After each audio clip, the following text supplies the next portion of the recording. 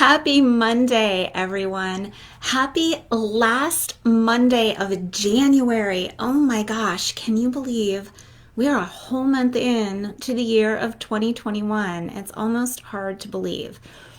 Thank you so much for tuning in this evening. I am Abercurt, a certified integrative life and wellness coach and lifestyle designer, and you are watching my series Sparked.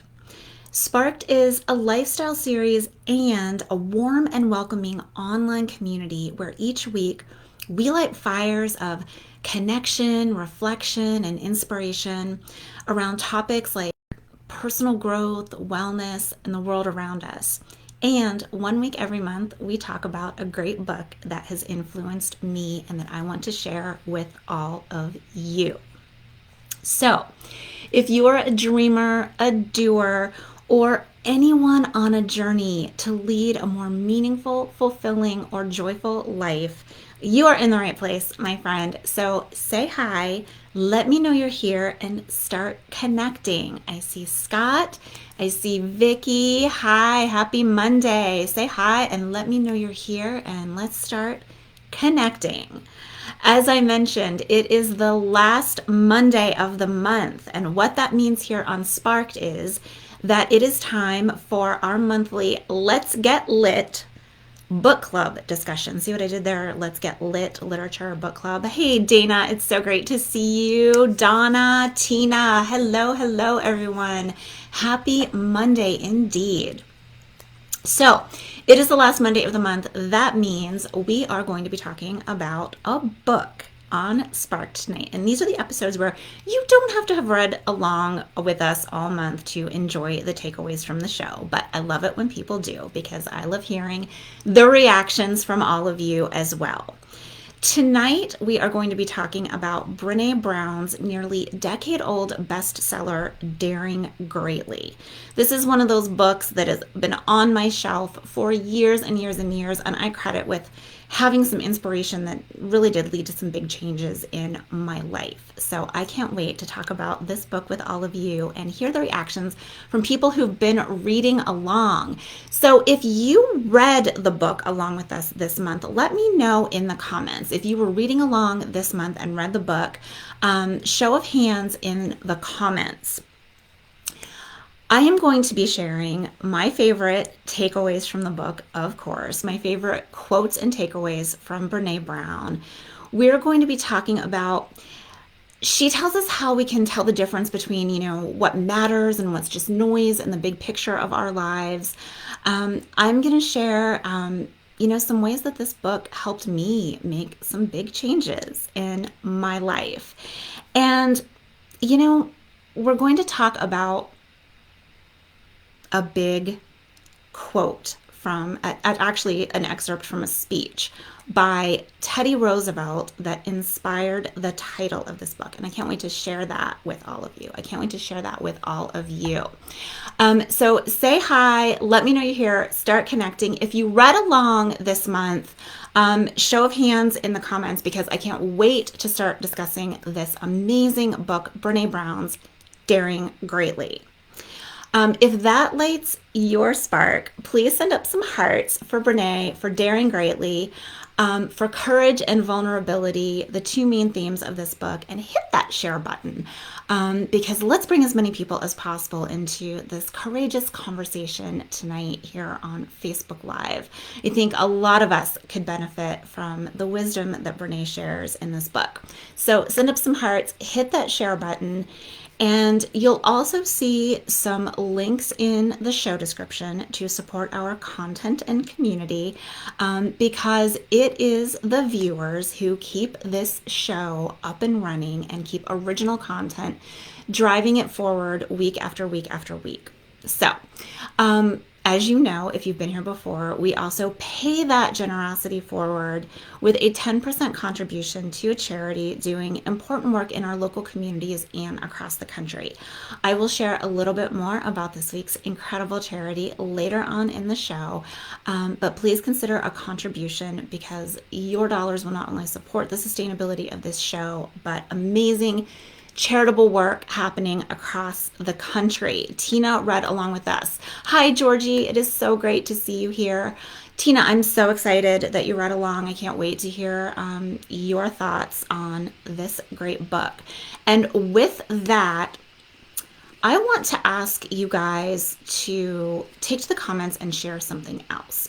So in this book, on pages 35 through 39, Brené talks about the research she did in writing this book. Brené's a PhD, she's a researcher, but don't let that scare you away, right? Because this book is really meaningful. There are a lot of great takeaways, and there's real science, there's real research behind the findings here. So she shares in those early pages that in some of the research she did, she had people finish the sentence, vulnerability feels like blank. So I would love for you guys, if you have an answer that resonates, that finishes that sentence. Maybe Tina, you read along this month, and when that section of the book came up, maybe you thought of something, you're like, yeah, for me, vulnerability feels like blank. If there's a word or phrase that comes to mind for you, share in the comments. Dana says she has not read the book. She's been consumed with watching Tom Hanks' The Inauguration Across America like 100 times. Yes, I think we all were obsessed with that. What an incredible show last week. Oh my gosh. I think I saw friends who live closer into DC who said their windows were actually rattling from all the fireworks. It was amazing, amazing. So take to the comments, you guys, and finish the sentence for me. Vulnerability feels like blank. Vulnerability feels like blank.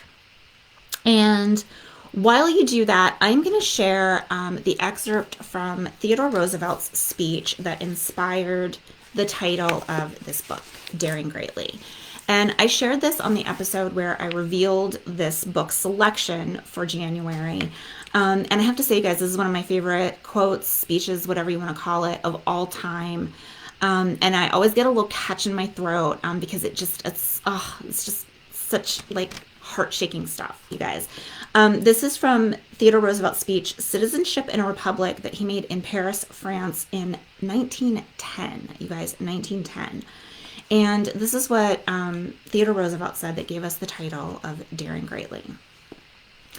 It is not the critic who counts, not the man who points out how the strong man or woman stumbles, or where the doer of deeds could have done them better. The credit belongs to the man or woman who is actually in the arena, whose face is marred by dust and sweat and blood, who strives valiantly, who errs, who comes up short again and again. Because there is no effort without error and shortcoming. But who does actually strive to do the deeds? Who knows great enthusiasms, the great devotions? Who spends himself or herself on a worthy cause? Who at best knows in the end the triumph of high achievement? And who at worst, if he or she fails, at least fails while daring greatly? Oh, you guys, I love that speech, and I can see why Brené wrote a whole book titled Daring Greatly. So powerful, so powerful. All right, you guys, what does vulnerability feel like to you? Donna says vulnerability feels like taking a risk. Yeah. Tina says vulnerability is scary. Scott says putting yourself out there even though it may open you up to criticism. Yeah. And as Theodore Roosevelt tells us, it's not the critics who count. It's not the critics who count. It's the people putting themselves out there, right? It's the people who feel the fear, who feel the scary, take the risk and do it anyway, right? Vicky says vulnerability feels like a lack of confidence. Dana says opening up so much you may get hurt. Georgie says giving in blindly. Lisa, hey Lisa, it's great to see you. She started to read the book but hasn't finished it. And she says, vulnerability feels like being stripped raw. Yeah, you guys, there's some real emotional stuff wrapped up in vulnerability, right? In vulnerability. And this book is all about how being vulnerable is really the key to everything, to being better leaders, to being better partners, to being better parents. Everything we do depends on our ability to show up authentically. Because, like, Lisa said, it's being stripped raw. It's being stripped down to, what's real, what's true. It's putting yourself out there. It's putting your real self out there. So vulnerability also, feels a lot like courage, right? Feels a lot like courage in the face of fear. And the Theodore Roosevelt speech leads directly into the quote of the week that I want to share from the book by Brené. So I wanted to read the Theodore Roosevelt speech because it's what inspired the title. But our quote of the book, our quote of the week comes from the book, as it always does. And this is from Brené, but it is lifted directly from the sentiment of Roosevelt's speech. And the quote of the week is, "Nothing has transformed my life more than realizing it's a waste of time to evaluate my worthiness by weighing the reaction of the people in the stands." I'm going to say that again. Take this in, you guys. Nothing has transformed my life more than realizing that it's a waste of time to evaluate my worthiness by the reaction of the people in the stands. That just, it's life-changing stuff, y'all. It's life-changing stuff if you can truly take that in and hold it for yourself, right? If we can hold that for ourselves, it's a little bit of a longer way of saying it's not the critic who counts, right? It's not the critics who count. But I love that Brené adds that it's transformed her life. It's transformed her life, that awareness, that recognition, that weighing our own worthiness by the reaction of those people in the stands is a waste of time. So freeing, y'all. So freeing. And with that, I want to share my answer for what vulnerability feels like. I like to, put things in metaphors and, I don't know, maybe I took the, man or woman in the arena theme a little too literally here. But when I thought about like vulnerability, I'm putting myself out there and not listening to the reactions of the people in the stands. For me, that feels like figure skating. It feels like figure skating. And here's what I mean by that, right? So if you've ever watched figure skating, it's like my favorite Olympic sport to watch, okay? Figure skating and skiing. I love the Winter Olympics. I can't wait to, I'm so sad that they were postponed this year, but can't wait to watch next year. The Winter Olympics are my favorite.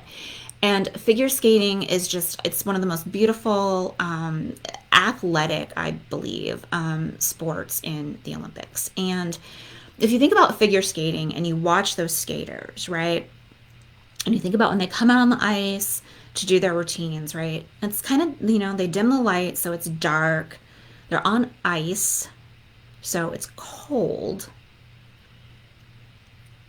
They're gliding around on ice on a razor thin blade.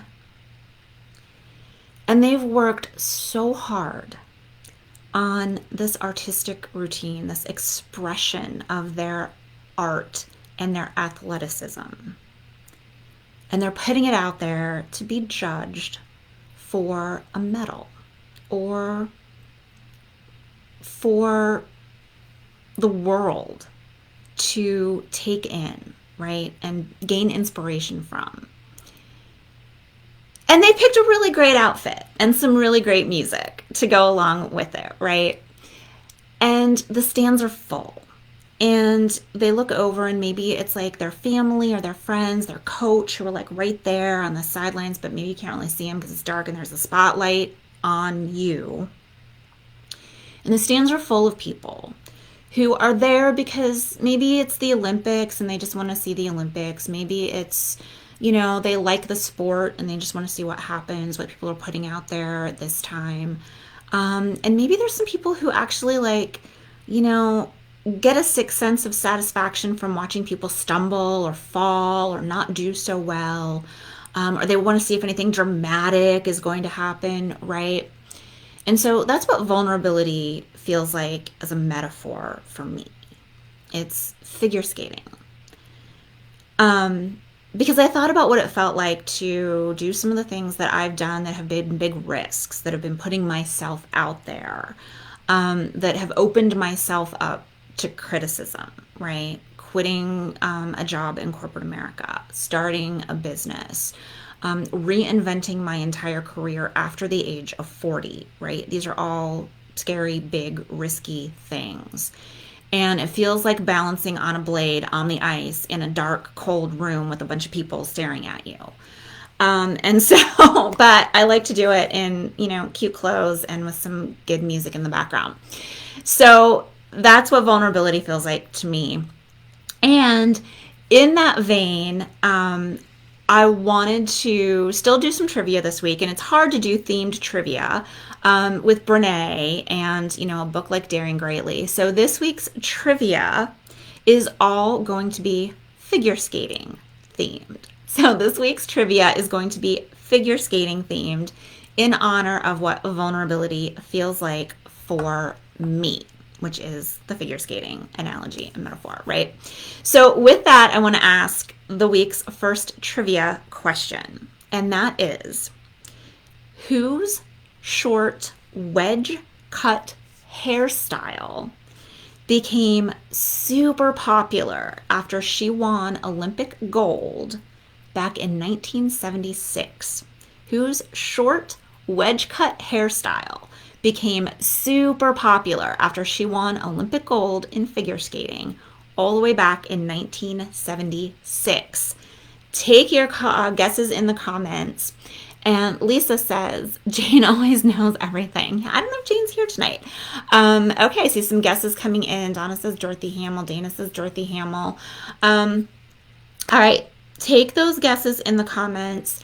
While you're doing that, I want to dive into the book a little bit, right? I want to dive into the book a little bit. And one of the things that I said we were going to talk about was how to tell, what actually matters and what's just noise. So what matters in the big picture of our lives and what's just noise.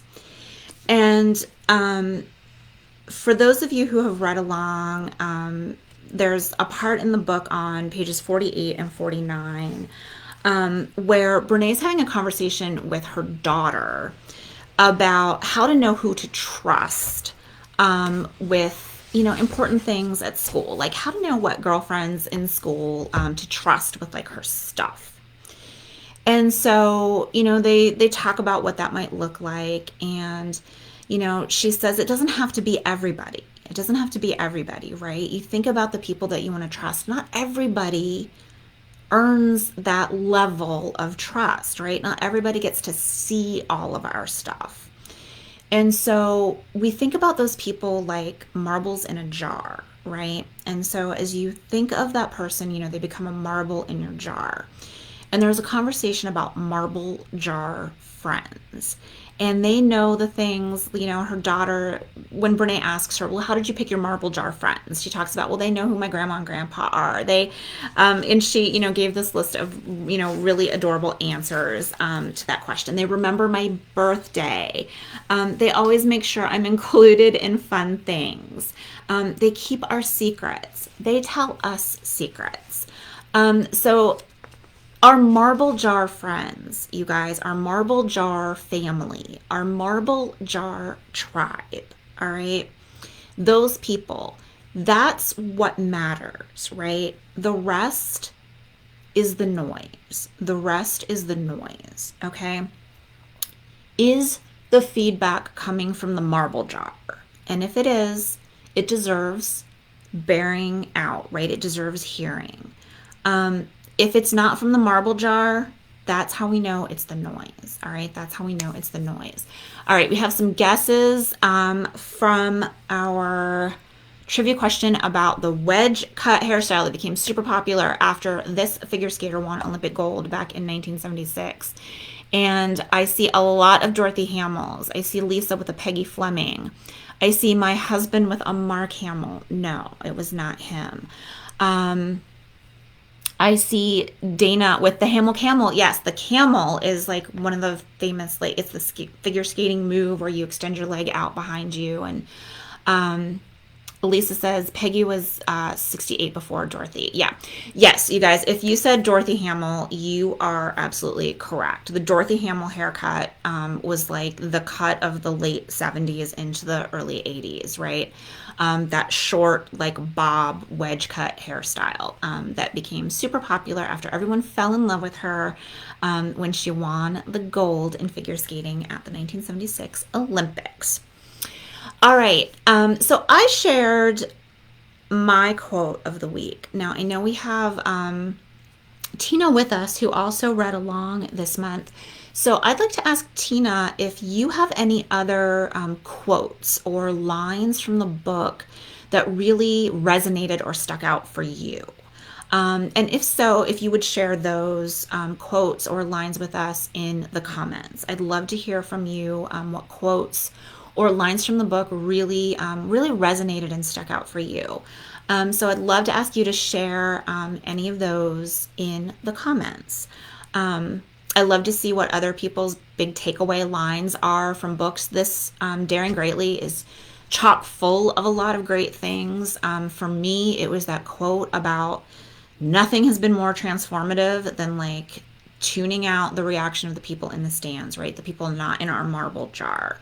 The people who just, watch from the sidelines and aren't in the arena there with us, right?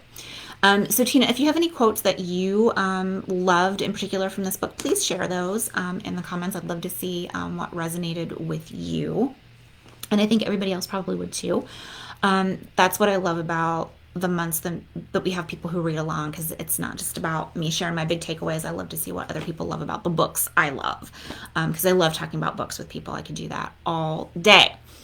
And with that, Tina says there were a few, but she liked the one from the Velveteen Rabbit, pages 110 to 111. You can be ugly except to the people who don't understand. Yeah, page 110 and 111. About the Velveteen Rabbit. And I loved that. I love that too. Tina, what does she say there? Yes, I'll leave you with this passage from the 1922 children's classic, The Velveteen Rabbit by Marjorie Williams. And she's talking about her concept of being wholehearted. Real isn't how you are made. It's a thing that happens to you when a child loves you for a long, long time, not just to play with, but really loves you. And they talk about, does it hurt? It doesn't happen all at once. That's why it doesn't happen often to people who break easily or have sharp edges or who have to be carefully kept. Generally, by the time you are real, most of your hair has been loved off, your eyes drop out, and you get loose in the joints and very shabby. But those things don't matter. Because once you are real, you can't be ugly, except to people who don't understand. So that's the quote that Tina was talking about. Tina, thank you for sharing that. Yeah, I love that. The Velveteen Rabbit was one of my favorite books as a kid. And it was just one of those things that, like, again, spoke to me in this book too, when you can kind of relate to something that the author says. Tina also says on page 80, I am not what has happened to me. I am what I choose to become. Yes, Tina, that is so powerful.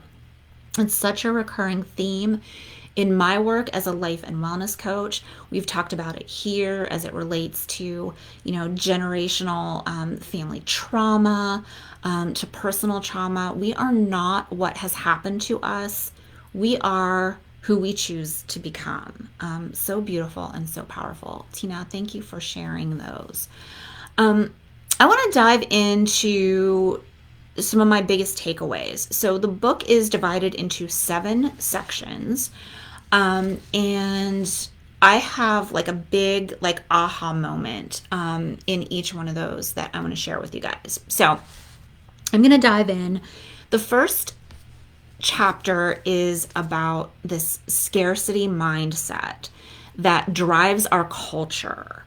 And it's about the not enoughness of our culture on, like every possible level, right? Not just the ways that we feel inside that we're not enough sometimes, but there's never enough. We don't have enough money. We don't have enough, material things. We don't have enough prestige. We don't have enough. There's this never enoughness, this scarcity culture that drives comparison and competition in our culture that ultimately do us harm.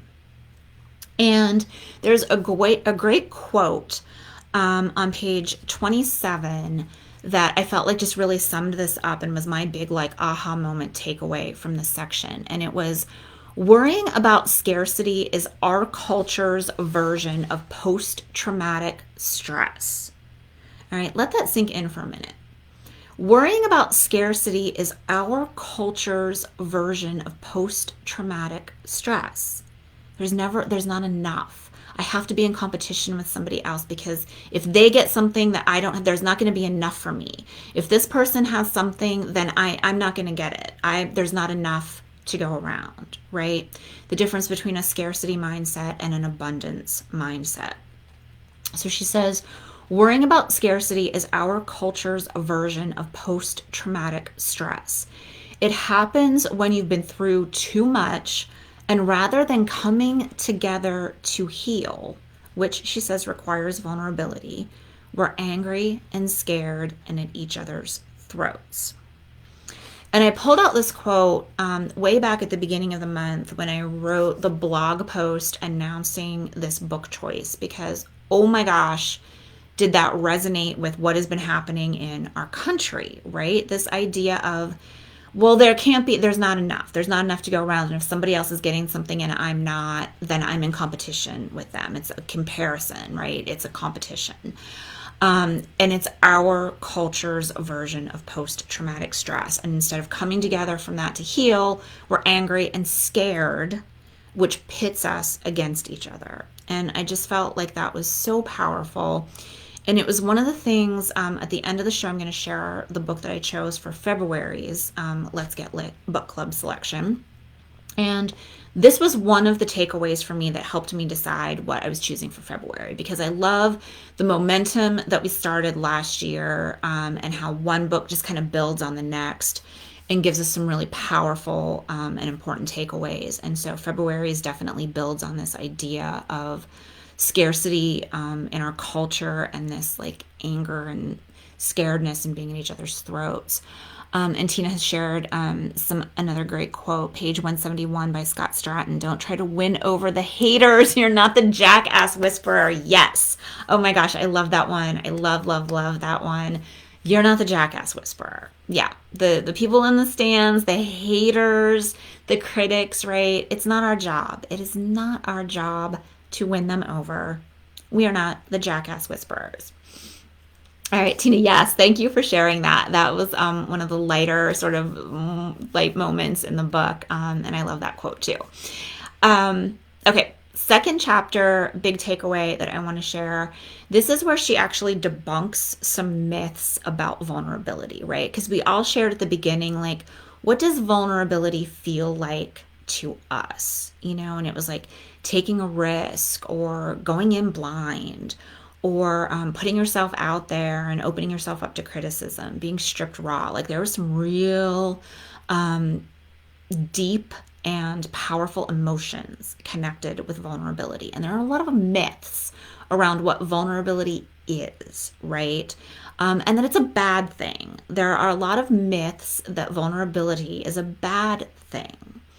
And what Brené does brilliantly and daring greatly is she shows us that it's a key to being more authentic, to being the best leaders and parents and partners that we can be, but it's inherently neither good nor bad in and of itself, right?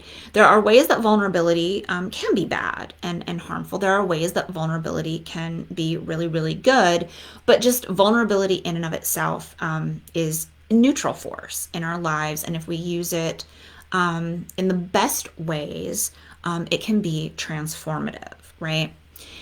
And my favorite takeaway from this section is on page 42 when she talks about one of her early speeches.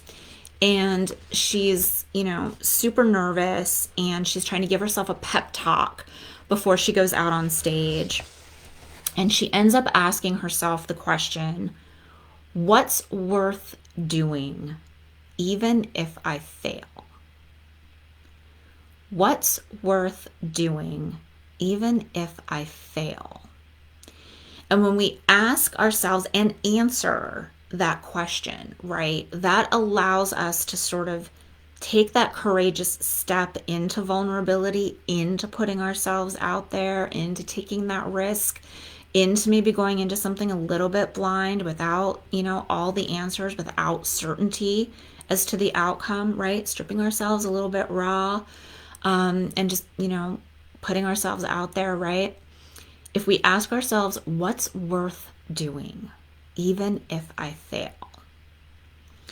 And now that's a question I ask. This is on my list of life's most important questions, right? Every time I think about doing something new, every time I think about taking that next step into something new, is this worth doing even if I fail? And I look back at the choices I've made that have gotten me here, and every single time that answer has been a resounding yes, right? And so I think that is just one of life's biggest, most important questions. What's worth doing even if I fail? And that comes from the second chapter, Vulnerability Myths.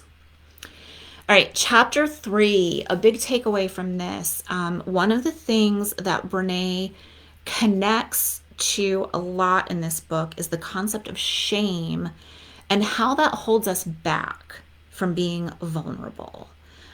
Shaming, personal feelings of shame, being shamed by others, and how that holds us back from being vulnerable and open and taking those risks and putting ourselves out there. And there's a great story that she shares on page 61. And she uses a Harry Potter reference to make this point. And it's an exchange with Harry and the character Sirius Black from the Harry Potter series. And he asks, do you remember, she asked when Harry was worried that he might be bad because he was angry and had dark feelings. And it's the conversation with Sirius Black. And it's, the whole point of that was that Sirius Black told Harry that doesn't make you a bad person, that you're a good person who bad things have happened to. The world isn't split to just the extremes of like good people and the Death Eaters, like the super bad things from the Harry Potter stories, right? We've all got both light and dark inside us. What matters is the part we choose to act on. That's who we really are. So the shame of something bad that has happened to us, or the shame of feeling like we're flawed because we get angry or we have difficult emotions that we have to work through sometimes, right? There's no shame in that. There is no shame in that. There's light and dark in all of us. It's what we choose to act on that is who we are. And so with that, I want to ask the second of our figure skating themed trivia questions of the evening. And this one relates directly to this story and this concept of shame and the light and dark sides in both of us. And this is the trivia question. Who was banned for life by the U.S. Figure Skating Association on June 30th, 1994? Who was banned for life by the U.S. Figure Skating Association on June 30th, 1994. Take your guesses in the comments. And while you're doing that, I'm going to move on to chapter 4 And my big takeaway from that chapter, which was about our armory, vulnerability armory, and all the things, all the walls we put up to protect ourselves from being vulnerable. And oh, you guys, this chapter is one of the ones that resonated with me most deeply because my big takeaway from this was about perfectionism, And on page 128, Brené talks about what perfectionism isn't. And I struggle, y'all. I still struggle with perfectionism. I'm a Virgo. I'm type A. Everything takes longer. I just want everything to be like absolutely perfect, and I will tweak something to death, right? And waste so much time because I have perfectionistic tendencies. And while I still struggle with those things, this book helped me let go of that a little bit because Brené's wisdom about what perfectionism, because I thought perfectionism was like all of these like, like I want it to be perfect. I want it to be the best it can be. Like I'm just being type A. That's what being type A is, right? That's what it looks like. That's what people who do a good job feel like.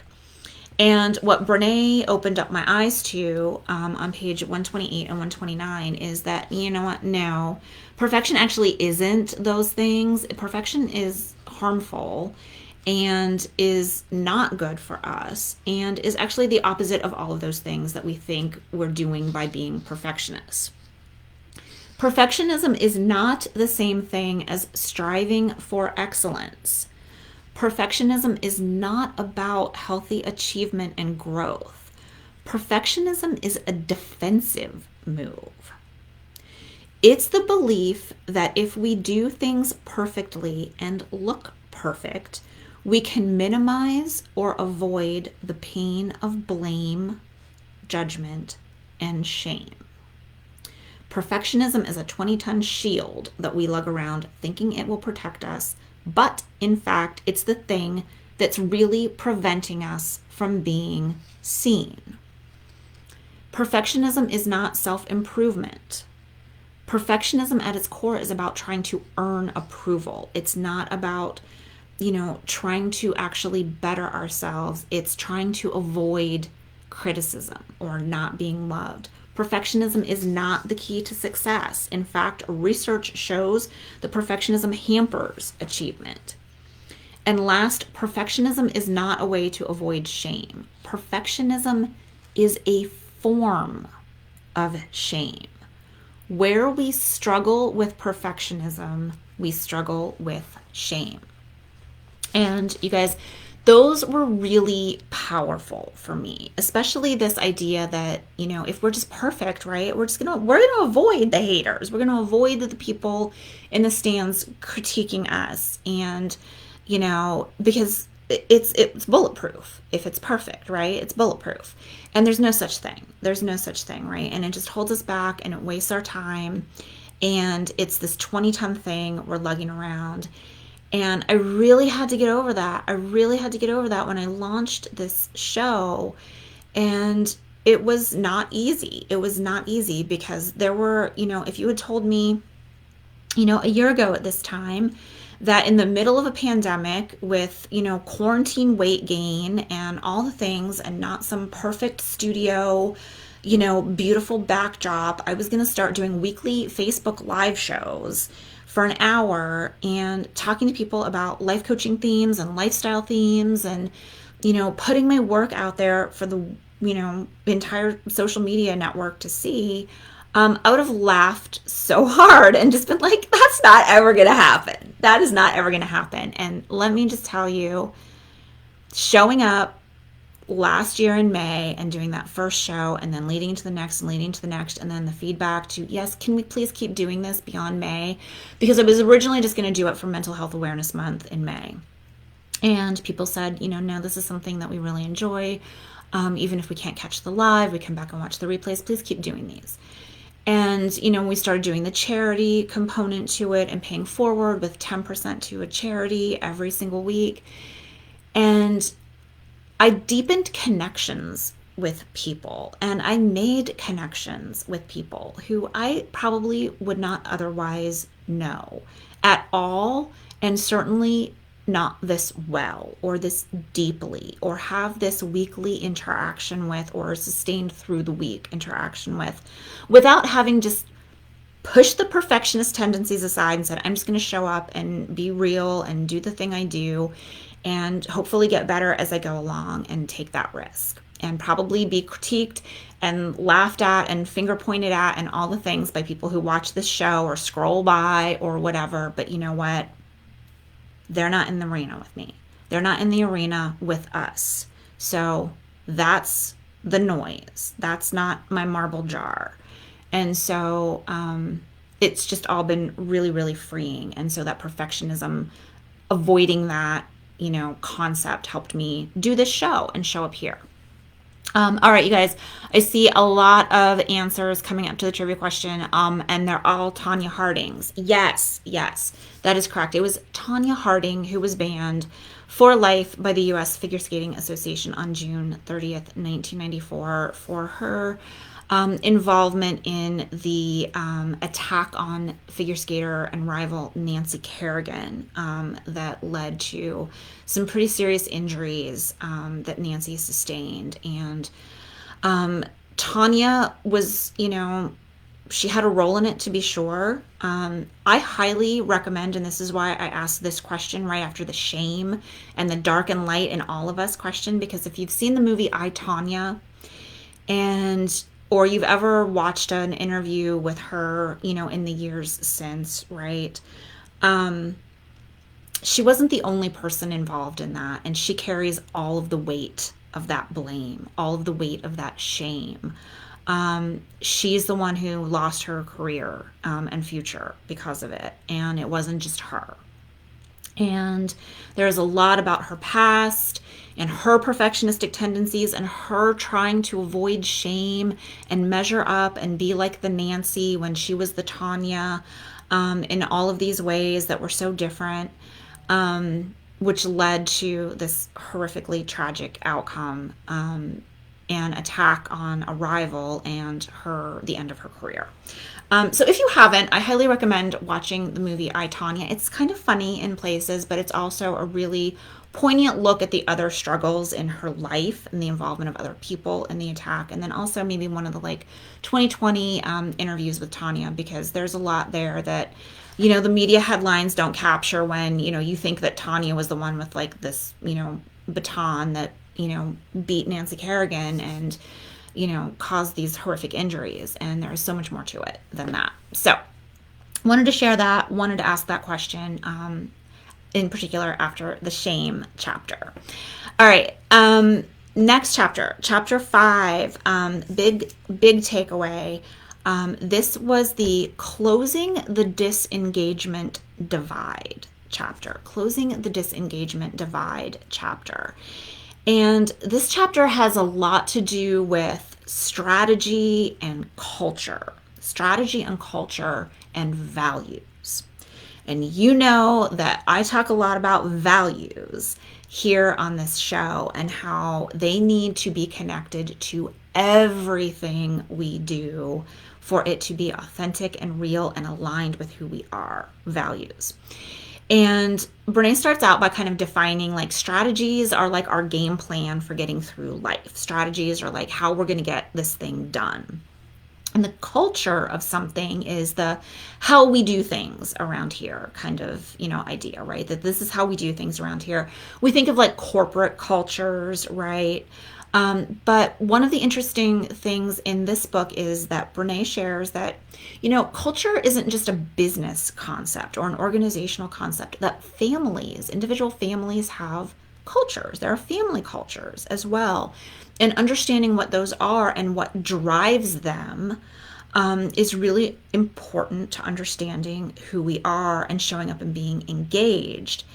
And there's this great list of questions on pages 174 and 175 where Brené talks about asking questions that actually get to the heart of the culture of a place, that get to the heart of a culture of a place. And I'm not going to read the whole list, but these are questions like, what behaviors are rewarded or punished? And when you think about these in the concept of not just a corporate culture or a business or an organization, but also a family, this is some really deep stuff, you guys. And this is why so many of us carry these things with us into adulthood, because these were cultures that our families perpetuated and things that we learned as children that now we are trying to unlearn to be healthier, more functional adults. So family culture, huge theme in this chapter. Where and how are people actually spending their resources, their time, their money, and their attention? When you think about this again in terms of family culture, so powerful. What rules and expectations are followed, enforced, ignored, business and family? Again, there's a whole list of questions that really help a person to understand what the culture of a place, a business, an organization, and a family are. And they're really deep and really important. And they talk about how that in this idea of, a culture, right? They're actually driven by our values. Culture is a reflection of values. And not just the values that we say we hold, but the ones we actually act on. The ones we actually act on. And the huge takeaway for me here is this great line that Brené writes where she says, we have to practice the values that we are holding out as important in our culture. So again, it's not just, the things we say that we think are important, right? Kindness, compassion, equality, justice. It's not just the things we say we believe are important. We have to practice the values that we're holding out as important in our culture. And then this sealed it for me for the book I chose for February. So I'm going to explain the choice of that book, but this chapter sealed that for me. The idea of we have to practice what we say we, believe is important and valuable for our culture. Okay, chapter 6 was about disruptive engagement and rehumanizing education and work. And back in this chapter, she connects us back to shame. She connects back to shame here. And I felt like this was really important because it made me think about humanizing. She says rehumanizing education and work. And, you think about work, you think about the term human, and you think about human resources. And it made me think about my time in corporate America.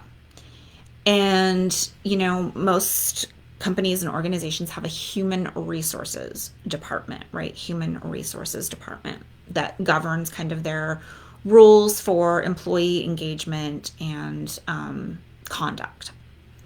And it became fashionable during my time in corporate America and in this particular corporation to want to change that term. Like human resources was so 5 years ago. We need to come up with a sexy new name for human resources.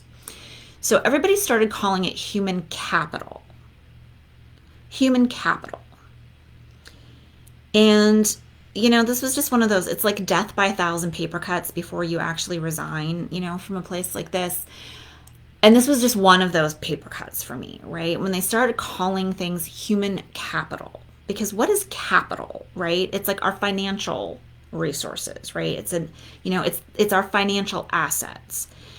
And that term just spoke to me in a way that said, we're not thinking about humans as humans anymore. We're thinking about them as financial assets, something that we own, something that we have. We're thinking about them purely from a standpoint of what's the financial return on this human. And that just didn't sit well with me. So chapter 6 is about rehumanizing work and education and the idea of learning and creativity being essentially vulnerable concepts. to learn something and to create and be creative, we are being vulnerable. Okay. And the rub with that is that people want guarantees. So when we have ideas, we're often afraid to put them out there or speak up, right? Whether it's in school, we're asking a question or putting out one of our own theories, or in the workplace, right? Well, we have an idea that might make something more efficient or work better or would be more creative or interesting.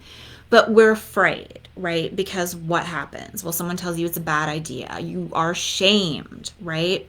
There's fear around this going for it because people want guarantees.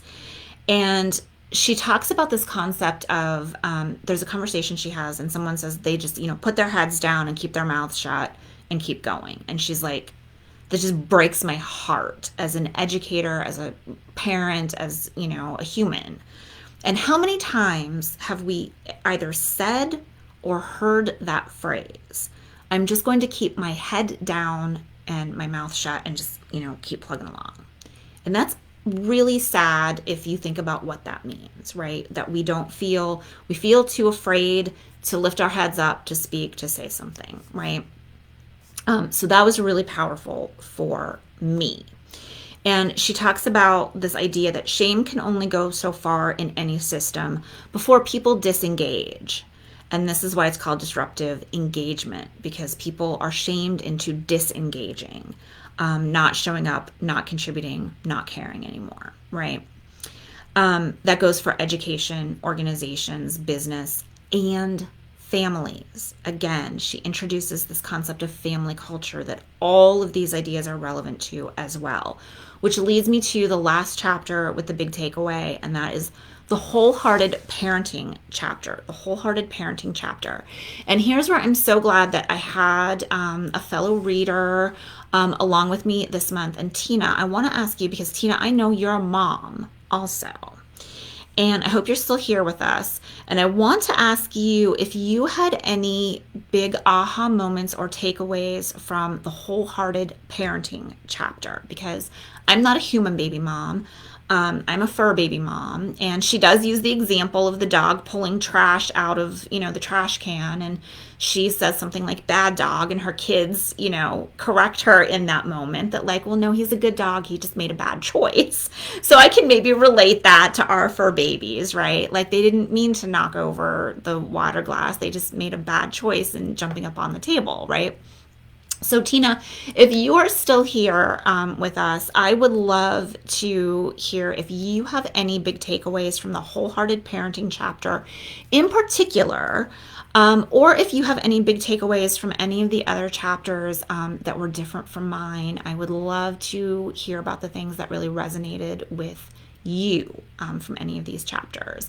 And if you have anything in specific about the wholehearted parenting one, I'd love to have a mom share some thoughts on that subject.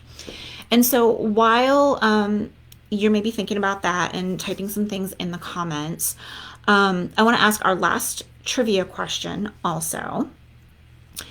And this is our last figure skating trivia question. And this is, who held the title for 70 years? Who held the title for 70 years as the youngest woman ever to win an Olympic gold medal in figure skating? And she held that until 1998, so 70 years from the 20s when she set the record. She held that record until 1998 when the U.S.'s Tara Lipinski won gold at the Winter Games in Japan. Who held that youngest person ever to win gold in figure skating at the Olympics for 70 years until Tara Lipinski came along in 98. All right, take those guesses in the comments. Tina, if she's still here, I'd love to hear some takeaways from the wholehearted parenting or any of the other chapters. And while that is happening, I want to share this week's moment of joy with y'all. It is time for the moment of joy. And this moment of joy comes Courtesy, there were so many moments of joy. As Dana shared with us at the beginning of the episode, watching the Tom Hanks special, Celebrate America, so many moments of joy from the inauguration events last week. How about that poem by Amanda Gorman, you guys? How about that poem? Oh my gosh, that still just makes my heart sing.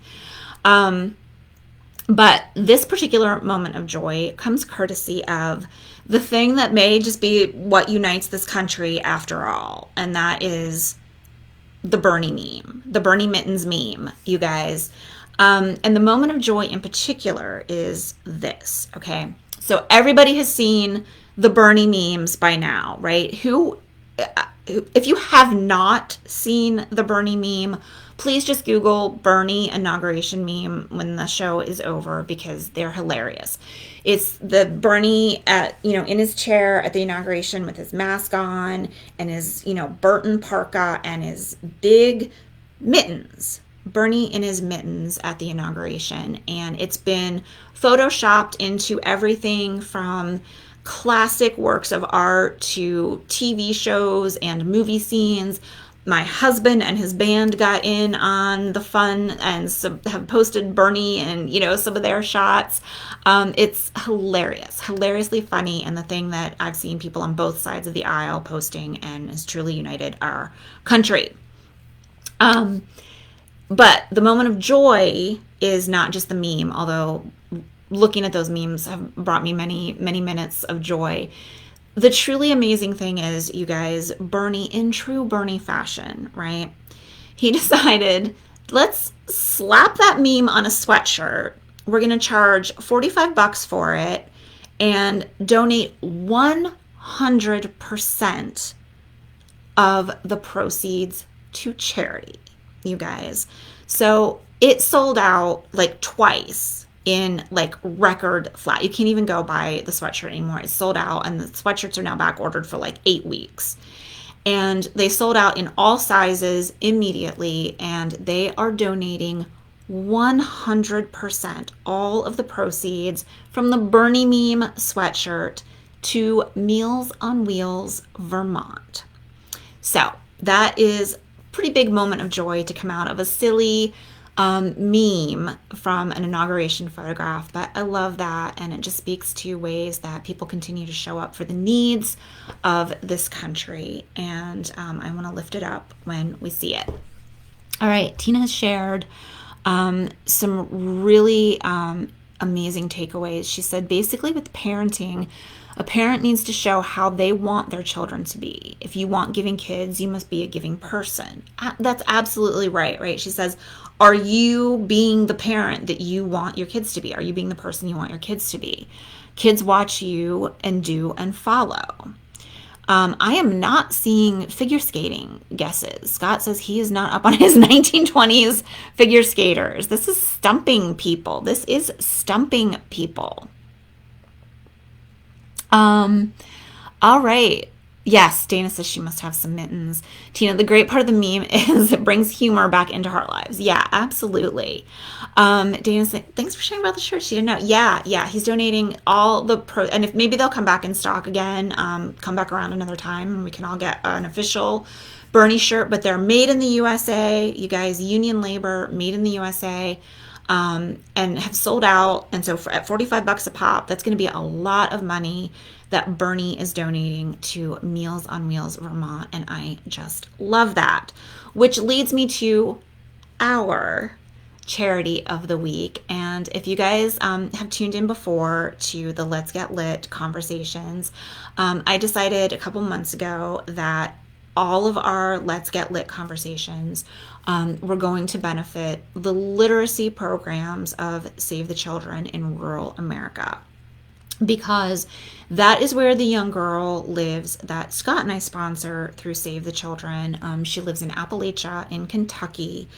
And the very first letter we got from Skylie, our sponsored child, she's 8. And there were some clear literacy issues that she's experiencing, right? And so the programs of Save the Children work in, in her region in Appalachia and around other rural parts of the country to bridge that literacy gap with young people like Skylee. And so I thought, what better charity for a book club conversation than to have a recurring contribution to Save the Children's rural literacy programs. So that is our charity of the week, you guys. If you are considering a contribution to not only sustain this show and support our community this week, 10% will go to the rural literacy programs of Save the Children.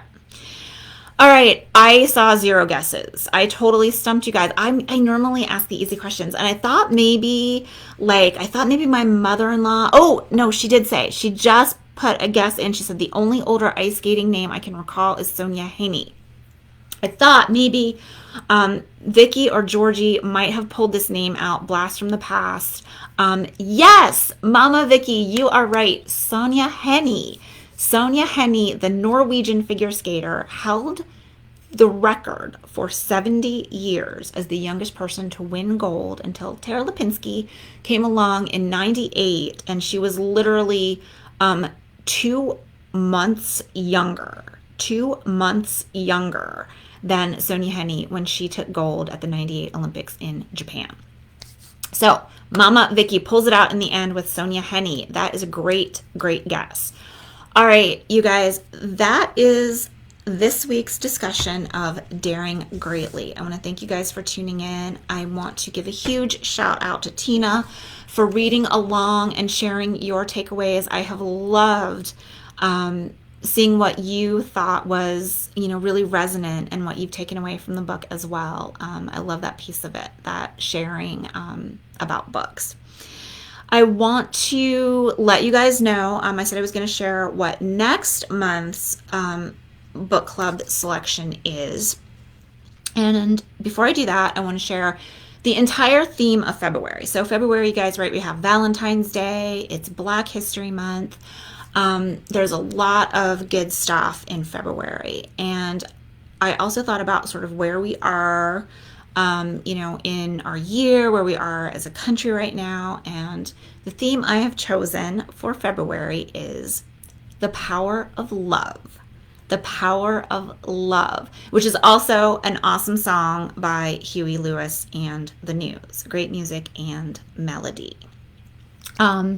So with that being the theme for February, I also was thinking a lot because of the things that Brené talked about in this book, right? We have to be the values. We have to act on the values that we are saying are important in our country, right?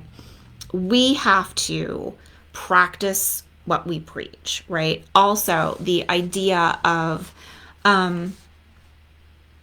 coming together to heal, right? This idea of fighting this scarcity mindset and being at each other's throats and fighting. And so the book I've chosen for February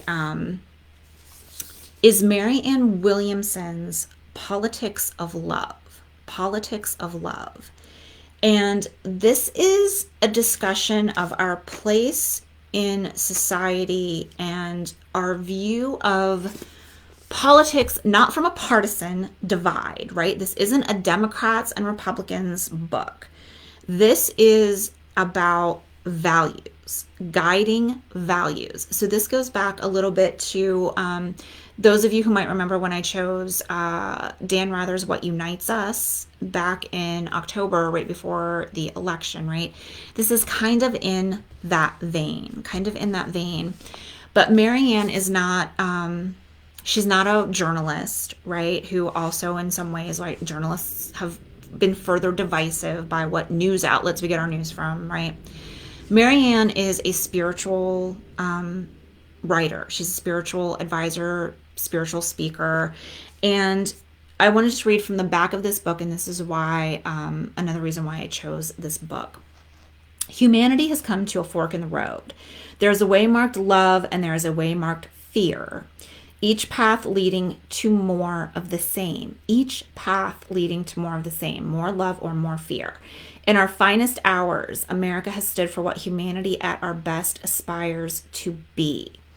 And that is what this book holds up for us. That yes, there are some difficult work that lies ahead. This book was published in 2019. There's some difficult work that lies ahead. You guys, we all celebrated last week, all right? We have a new president. There is a lot to be thankful for. But like I said about the calendar turning over to January 1st, just because the calendar turned over to January 20th, it's not Freaky Friday. It's not Freaky Friday, right? We didn't wake up in a whole new country. We still have all of the things that existed on January 19th. And a lot of that work is on us to help do the healing.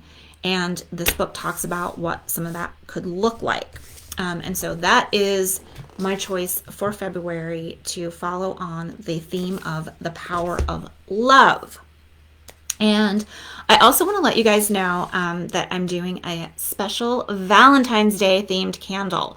I have a Valentine's Day themed candle called Love Potion number 14. Love Potion number 14. And I called it Love Potion 14 because 14 is my favorite number, and I didn't want to violate anything by calling it Love Potion number 9. But 14 is my number jam. And you guys, this is like this has become one of my favorite scents. I told Scott this the other day, like, as these were curing up, I was like, oh, this is a keeper. I might find another way to weave this in, maybe on a permanent basis. We'll see. This is wild rose and an amber vanilla. So it's like this rose base with this smoky vanilla that kind of rounds it out. And I'm normally not a floral person. Okay, I'm not a floral person, but I do love the scent of roses. And so I wanted that to be a base, and I thought that's such a Valentine's-y scent, right? But I wanted to cut that floral with a little bit of vanilla and then that really smoky, earthy amber. And so this is available in the shop now if you go to abacurt.com and hit that shop tab. And our winter candles are finally back in stock. The winter scent is finally back in stock. Those were out of stock for a while. I had a huge commercial order for those and took all my oil and all my labels, and those are finally back in stock as well. So I wanted to let you guys know that. The show notes will go live tomorrow with all the big takeaways from the book, and I'm also going to include a link to Brené's TED Talk on the power of vulnerability. So that will also be in the show notes. And you guys, if anyone was inspired, I know Tina read along, but if anyone hasn't read this book, I know Lisa said she was starting it, but if anyone doesn't have it and you were inspired by tonight's episode to pick it up, I also wanted to let you guys know who loves supporting indie bookstores. Who loves supporting indie bookstores and not buying everything from Amazon, right? Hands, me. And who loves supporting this show and community, right? Okay, hopefully everybody.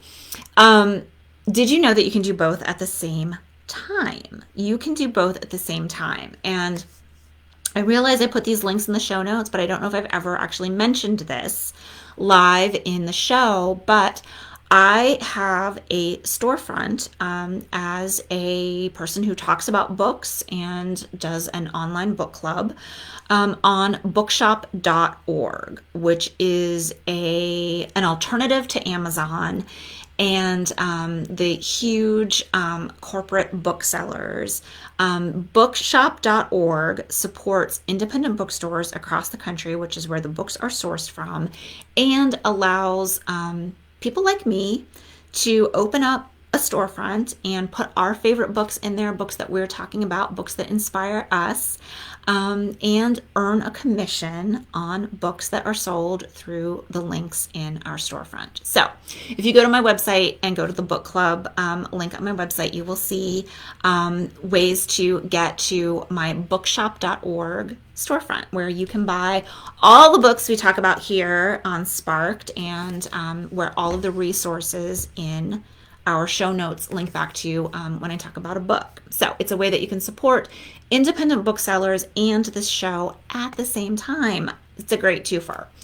All right, you guys, thank you so, so much for being here to talk about Daring Greatly. Tina, thank you so much for reading along. Lisa, anybody else who decides to pick up this book and read it after our conversation tonight, I would love to hear from you what your big takeaways and favorite quotes were from the book. Share them in our Sparked Living group and let me know. And Tina, feel free to do the same. Please be active in that group, y'all. Be active. Start your own threads. Share things. Share quotes. Share books. That's what it is there for.